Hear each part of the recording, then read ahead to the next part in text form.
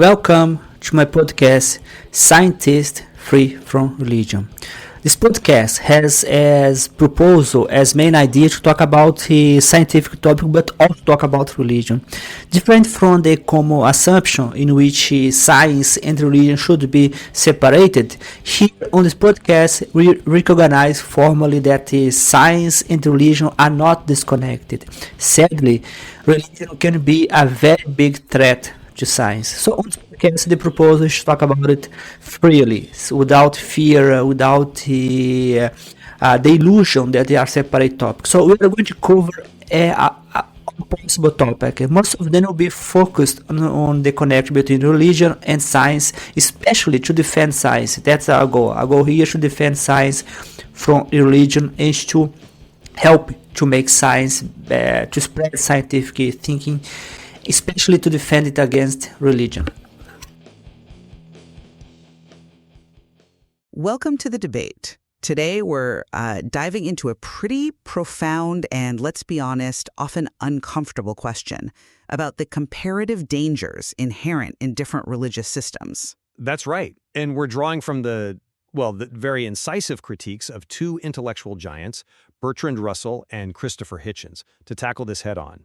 Is Buddhism as dangerous as Christianity? Exactly. My perspective today, broadly aligning with Russell, focuses on the idea that while, yes, perhaps all religions carry inherent risks, Christianity's historical record and its specific dogmas illustrate a distinct and, I would argue, demonstrably greater societal danger. And my counterpoint, taking cues from Hitchens, is that the fundamental nature of religious authority and dogmatism itself, irrespective of specific historical events, poses a universal danger. And that's applicable to Buddhism just as much as it is to Christianity. Okay, so to begin, my argument really asserts that Christianity, particularly in its organized forms, has historically been a significant force for cruelty. And, as Russell pointed out, a principal enemy of moral progress throughout the world. Russell didn't shy away from critiquing even the moral character of Christ himself, highlighting his belief in hellfire and his pronouncements like, "Ye serpents, ye generation of vipers." Russell attributes these specific teachings to inspiring, generations of cruel torture and these profound, really debilitating fears in believers. This isn't just some abstract theological point. I mean, the doctrine of eternal damnation, for instance, has been historically weaponized, used to justify immense temporal suffering and to stifle basically any form of dissent, creating a climate of, terror. Right. And beyond the words themselves, organized Christianity consistently opposed scientific advancement. It clashed famously with figures like Galileo, Darwin, Freud. This wasn't just a casual disagreement.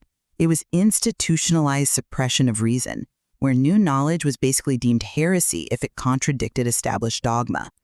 Furthermore, its specific moral precepts, like the Catholic condemnation of birth control, have, as Russell argued, directly impeded efforts towards poverty mitigation and the abolition of war, leading to needless suffering on a global scale.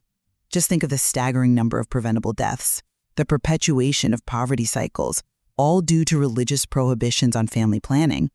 This institutionalized opposition to human welfare is a hallmark of Christian history, in Russell's view. Okay. And it's crucial, I think, to differentiate this from Buddhism, which Russell observed has never been a persecuting religion. Now, Russell broadly maintained that all major religions, Buddhism, Hinduism, Christianity, Islam, even communism in its dogmatic form, are both untrue and harmful as a matter of logic, simply given their disagreements. But the degree and the manifestation of that harm are clearly not equal when you actually examine the historical record. Okay, well, I come at it from a slightly different angle, focusing on the, let's say, insidious nature of religious authority itself, which I believe is a danger not exclusive to Christianity.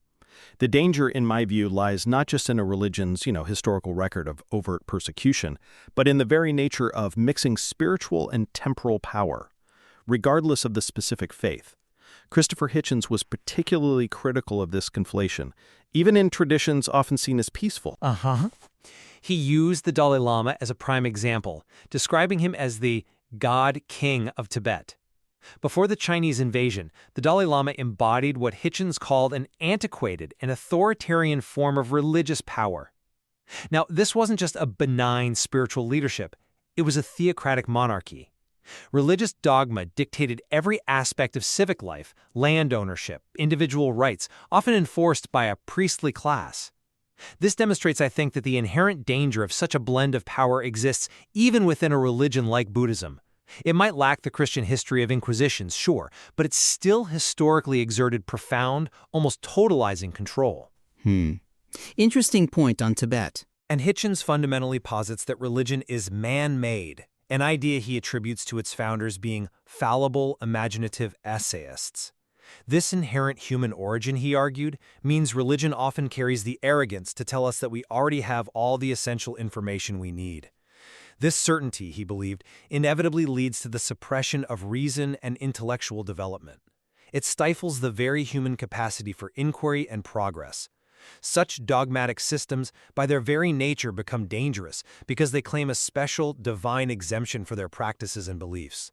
This, in turn, makes them, in his words, not just amoral, but immoral, because they elevate unquestioning faith over independent ethical reasoning. Ethics and morality, he forcefully argued, are quite independent of faith and cannot be derived from it.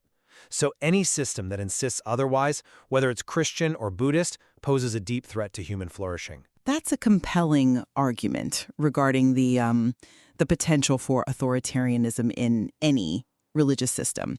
And I do agree that the conflation of spiritual and temporal power is always a cause for concern. However, and this is crucial, I believe we must carefully differentiate between the potential for authoritarianism in its actual manifestation, particularly when we're assessing the scale of harm. The historical record of explicit persecution within Christianity, particularly its organized forms, is, well, it's extensively documented and profoundly severe. We have a clear history of state-sanctioned, brutal violence carried out in the name of God. Russell points to the horrors of the Inquisition, which systematically tortured and executed dissenters, and the burning of, quote, millions of unfortunate women as witches. Yes, undeniably horrific. Right? This wasn't just intellectual suppression. It was the most extreme physical and psychological cruelty imaginable. The Church's opposition to figures like Galileo wasn't merely some theological debate.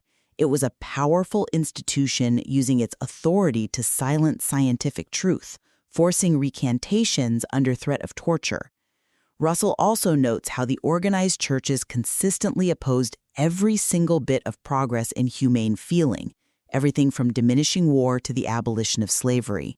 The church, for centuries, justified and perpetuated slavery, only reluctantly conceding under immense societal pressure.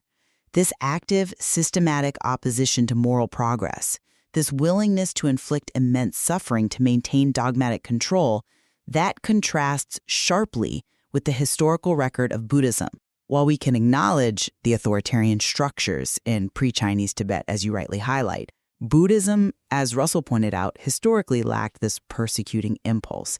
It lacked the systematic, widespread institutional violence that characterized so much of Christian history. We just don't see Buddhist equivalents to the Crusades or the Spanish Inquisition. The sheer scale and the active nature of suffering directly caused by Christian dogma and its institutions, I would argue, really sets it apart. While I fully acknowledge the horrific scale of the Inquisition, and yes, the atrocities you've outlined, no one can deny, that I'd challenge whether that particular manifestation of danger is fundamentally different in its root cause from the authoritarian impulses we see in other dogmatic systems. The mechanism of danger, I believe, is strikingly similar, even if the tools of enforcement differ over time or between faiths. Hitchens vividly highlighted how the most dangerous features of communism are reminiscent of the medieval church, citing their fanatical acceptance of doctrines, their unwillingness to critically examine, and their savage persecution. That's a provocative comparison. It is, but the analogy is key. The harm isn't always through direct burning at the stake. It's also through intellectual and moral stunting, the suppression of critical thought, and the creation of societies where individual reason is subservient to an unquestionable authority. Let's go back to that theocratic monarchy in Tibet. While it might not have engaged in large-scale witch hunts, a system where the God King is the absolute political and spiritual authority means there's simply no room for dissent, no separation of powers. Intellectual inquiry beyond established dogma is inherently limited. Serfdom was a feature of this system, for instance, binding people to the land and the monasteries. Right, serfdom existed there, yes. Hitchens' critique of the Dalai Lama's position as an antiquated and authoritarian form of religious power points precisely to this danger, the inherent problem of blending divine authority with temporal power. It creates a system where dissent isn't tolerated and dogma trumps reason. So even if less violently manifested in terms of overt physical persecution, it still constitutes a profoundly dangerous form of control over human lives and intellect. Does the absence of stake burnings truly mean a religion is safe if it systematically stifles critical thought and individual autonomy? I'd argue that the intellectual and spiritual stunting can be just as insidious a form of harm, perhaps even more pervasive. I see why you'd emphasize the underlying mechanism. And look, the suppression of critical thought is indeed a profound danger. I don't disagree there. However, the specific doctrines within Christianity are, in Russell's view, definitely harmful, not just in their potential, but in their actual widespread impact on human welfare. Russell meticulously critiqued the Catholic condemnation of birth control, arguing that if it were to prevail globally, it would make the mitigation of poverty and the abolition of war essentially impossible, leading to, quote, needless suffering on a scale that just defies easy comparison. This isn't abstract theory. It's a direct, measurable consequence of a religious tenet actively limiting human agency and perpetuating hardship across the globe. Okay, but is that uniquely Christian? Well, let me finish this point. Furthermore, the Christian concept of sin, particularly original sin, provides what Russell called an outlet for their sadism, often extending punishment to innocent children. He cites the harrowing example of congenital syphilis in the past, where thousands of children suffered, as he put it, but for the desire of Christians to see sinners punished, effectively denying treatment or compassion for the afflicted. Russell concludes from this that kindness is inhibited by the belief in sin and punishment. This illustrates how a particular ethical framework, rooted in specific dogmas, actively creates and perpetuates human misery. It warps natural human kindness into something cruel and punitive, far beyond mere intellectual stunting. The tangible, widespread suffering directly linked to these specific Christian doctrines, from denying access to basic health and family planning to the justification of suffering for sin, paints a picture of clear, active harm that I think is hard to equate. That's a compelling argument regarding the specific harms of Christian moral tenets. Absolutely. But let's consider that this tendency to legislate morality, particularly over human bodies and intimate life, might be a universal religious danger, not solely a Christian one. Hitchens argues that all religions claim the right to legislate in matters of sex and have imposed, quote, sexual dread and prescription. It seems to be a pervasive feature of faith, not an exception limited to one tradition. Universal, you think? Well, consider his examples. He cites genital mutilation, circumcision, widely practiced in Judaism and Islam, and female genital mutilation, found in various religious and cultural contexts, which are justified purely by religious ritual. These practices cause immense, lifelong suffering and health complications based purely on dogma, not on any medical necessity. He also highlights the pervasive masturbation taboo, which historically caused millions of young men and boys profound psychological harm and fear of descent into insanity, and he notes this came with identical, weird and dirty-minded misinformation seen across Christian, Jewish, and Islamic traditions. This isn't really about one religion being uniquely cruel in this sphere. It seems to be about the inherent religious impulse to control and dictate intimate aspects of human life. That leads to pervasive, widespread danger to human health and well-being, irrespective of the particular deity or prophet involved. The impulse to impose absolute, often arbitrary, control over personal morality and bodies appears to be a fundamental feature of dogmatic religious systems, wouldn't you say? My argument keeps coming back to the source of belief itself and its foundational impact on reason, which I believe is where the comparative danger truly lies, or at least is amplified.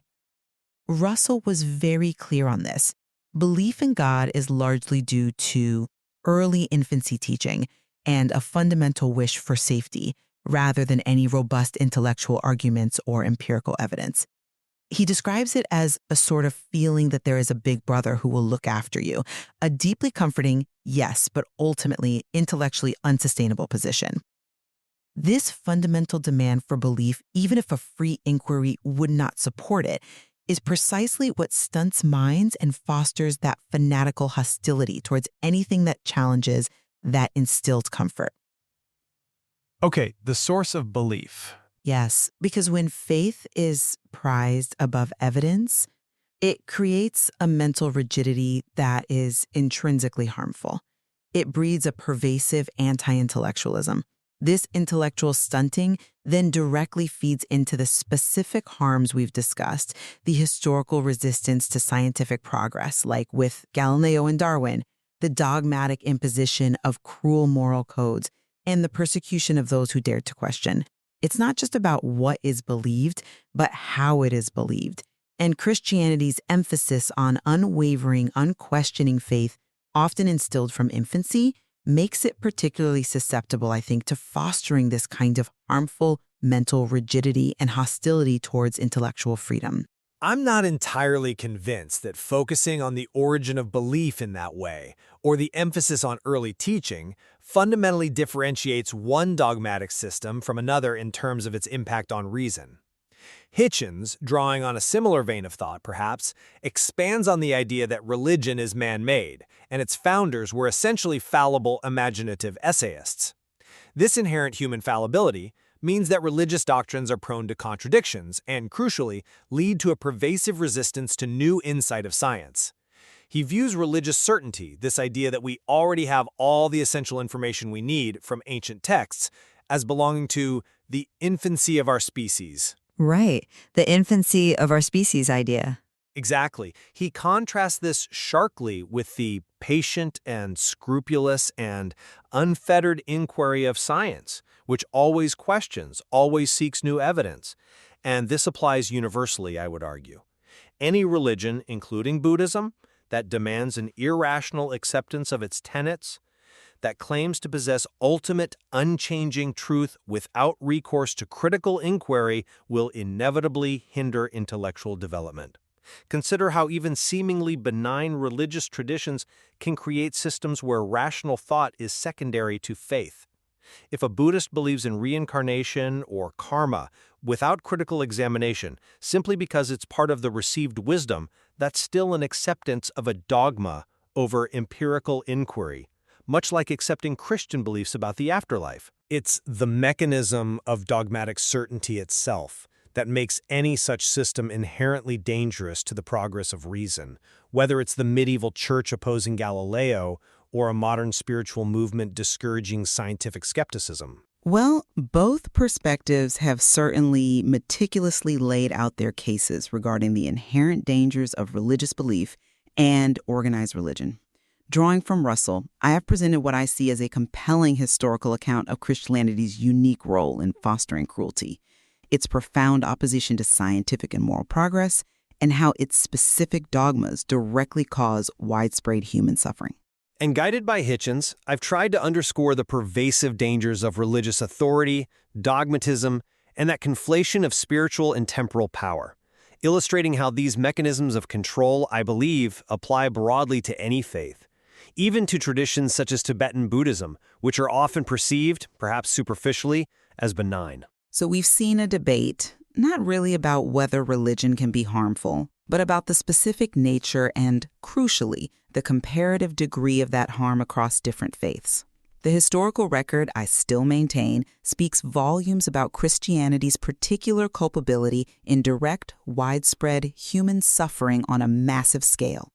And while I agree the historical records of explicit violence differ significantly, the underlying authoritarian impulse and the suppression of reason, which I argue is present in all dogmatic religious systems, whether manifesting in physical persecution or intellectual stunting, remains a universal threat. Ultimately, the question of whether one is as dangerous as the other, well, it depends heavily on the criteria we emphasize: historical persecution and its tangible victims versus the perhaps more insidious, universal impact of dogmatic suppression of reason and individual autonomy. The debate today, while rooted in historical critique, certainly highlights that true danger isn't just about past atrocities. It's also about the, perhaps quieter, stifling of intellectual progress and personal freedom. A distinction crucial for evaluating power dynamics in any belief system, religious or otherwise, I'd say. This exploration, I hope, leaves us all with a deeper understanding of the complex and often troubling relationship between faith and societal welfare, encouraging further critical engagement with the material.